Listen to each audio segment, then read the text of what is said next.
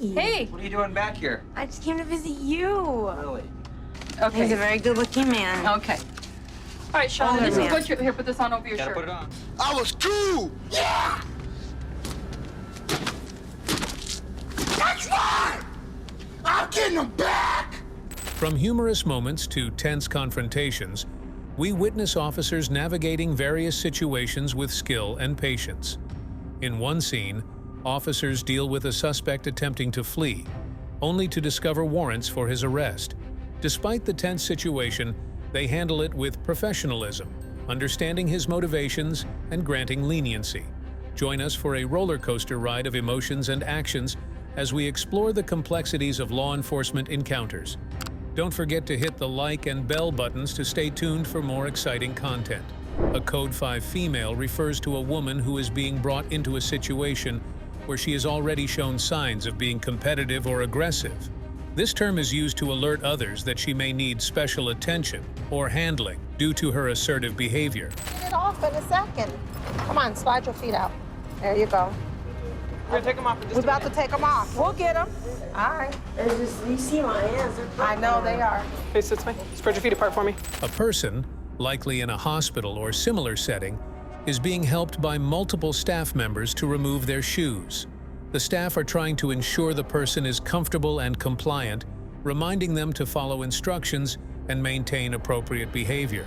The person makes some inappropriate comments, and the staff gently reminds them to keep their thoughts to themselves and focus on the assistance being provided. The overall atmosphere is supportive and professional, with the staff aiming to maintain a respectful and safe environment. No, I'm gonna come back in a Without little looking bit. at you. Okay, without looking Can you at me. make potato salad? No. I'm gonna come back in a little bit and talk to you, okay? I have to go work, okay? I'm sorry, I'm gonna get out of these because Me you too. just turned me on. So how'd it go out there with her when you guys arrested her? It was interesting. She didn't like police at all. No? No, got in a big fight. Did she spit on you or somebody else? Yeah, she spit right on the left side of my face. Patricia finds herself in trouble with the law after spitting on an officer, leading to her arrest and additional charges. Officer Josh informs her of the seriousness of her actions, and despite Patricia's apology, she faces a bail requirement. Meanwhile, Shauna, who seems acquainted with Patricia, interacts with her boyfriend during the process, adding a touch of personal concern. Overall, the situation illustrates the repercussions of Patricia's behavior and the various steps involved in handling her arrest. Pie run, anything like that. It's going to get you in jail for defrauding an innkeeper. All right, you're going to go with Officer Saavedra now. Good luck, Sean. Shauna, who seems to know Patricia, interacts with her boyfriend who visits her at the police station. Shauna discusses her reasons for visiting and mentions forgetting to pay for coffee. Patricia is informed about her charges and advised on proper behavior to avoid further trouble. Shauna's infatuation with the officer handling Patricia's case is noted, adding a lighthearted element to the conversation. Ultimately, Patricia is transferred to another station, concluding the interaction. The situation described involves the police responding to a domestic violence incident at an apartment complex. A man and his girlfriend were reportedly involved in a conflict that escalated into physical violence. When the officers arrive, they ask the man, who is lying in bed, to come outside to talk and explain what happened. The interaction seems calm but tense as they try to understand the situation. What's your name? Sean? What, Sean? No. They had a fight. Quit eating and talk to me. I can't hear you when you're Hey, chewing. I'm watching TV, dude. The police are handling a domestic disturbance, where a man and his girlfriend had a loud argument. The man insists no physical violence occurred, just shouting, and wants to return to watching TV. The girlfriend confirms it was mainly verbal, and that this isn't the first time such an incident has happened. To resolve the situation, the police decided the man should leave the apartment for the night and inform him he would be trespassing if he returned. The man reluctantly agrees but is frustrated by the outcome. Put on your shoes. Put on your shoes. Hey! Ah! I was cool! Yeah! That's right! I'm getting him back! Come on! Okay, I'm giving you one chance. The police are dealing with a man involved in a domestic disturbance. Initially cooperative, he becomes increasingly agitated and uncooperative when asked to leave.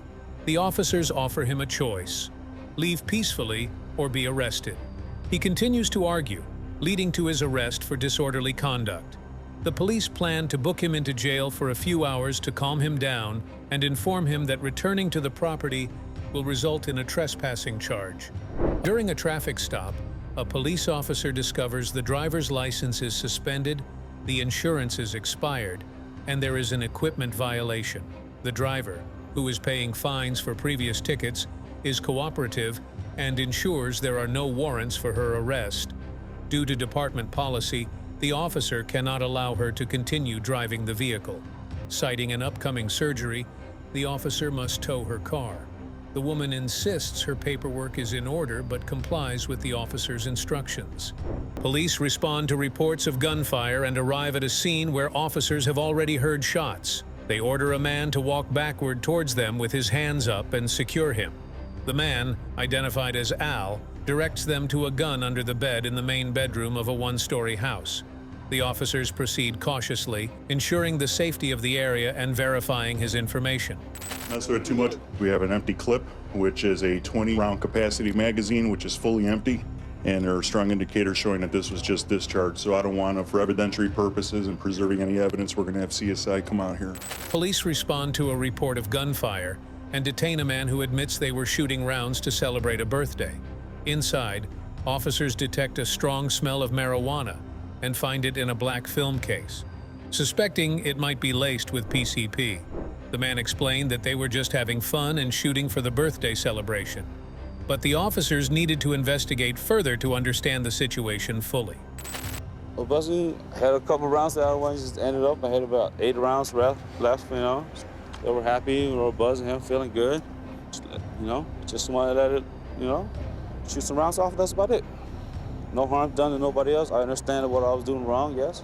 Police investigate a report of gunfire and detain a man who admits to firing 6 to 8 rounds, although evidence suggests more shots were fired. Inside the house, officers smell marijuana and find a substance that may be laced with PCP.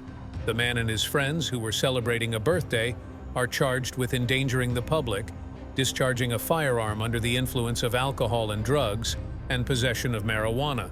Additional charges are considered due to the man's non-citizen status. Police spot a suspect in a neighborhood and instruct him to take his hands out of his pockets. When approached, the suspect begins to flee, prompting the officers to chase him on foot. The situation involves a pursuit as the suspect runs north on Adam Street and then east. 41, we got a helper here that helped us take custody 1 block east of there. Good man. You all right? Yeah. Roll over. Roll over. Okay. Turn your head down, okay? Give me back your arm. Give me your arm.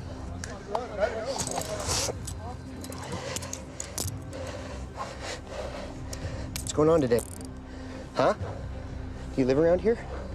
This dialogue appears to be from a police encounter in which officers apprehended a suspect who initially tried to run away.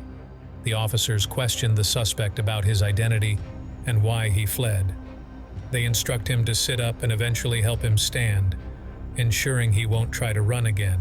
The conversation includes coordinating with other officers to identify the suspect and possibly place him in a police car. Overall, it's a typical scene involving law enforcement managing a suspect who attempted to evade capture. In this front pocket there. You guys all right? Are you all right? It's a question. What are you doing back there? He had his hands in his pocket. He wouldn't take it out. Huh? Just drunk, or are you? Go ahead and spread your feet. Spread your feet, okay? In this exchange, police officers continue questioning the suspect, asking for his last name and confirming his identity.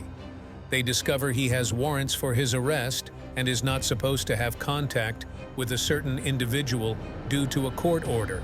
The suspect admits to fleeing because he didn't want to go to jail, even though he knows he usually ends up there when interacting with the police. Despite having warrants, the officers decided to give him a break on additional charges related to obstructing them. The suspect acknowledges this and expresses gratitude for not running further. Overall, it's a routine encounter where officers deal with a suspect who has warrants and tries to understand his motivations for fleeing. So that's all for today's video. If you like it, click the like and bell buttons. We'll have another video for you soon. Take care until then.